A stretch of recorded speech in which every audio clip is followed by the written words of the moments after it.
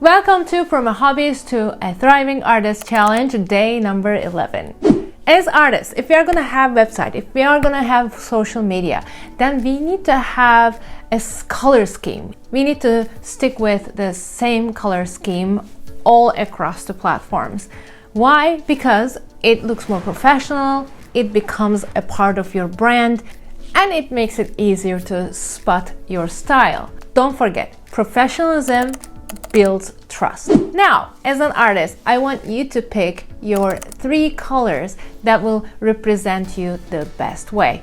Not only you, maybe not only your palette, but maybe who you are. The research shows that you can pick the colors according to your values.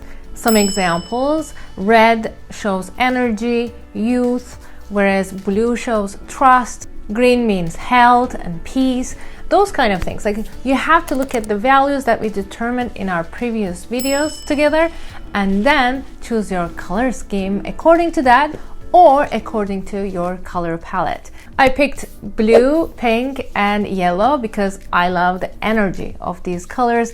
I have high energy, as you can tell, and I love to inspire the youth, and also pink and blue, these kind of colors gives some kind of feeling of sincerity, and I'm trying my best to be as transparent as possible. So today's task is to decide on your color scheme.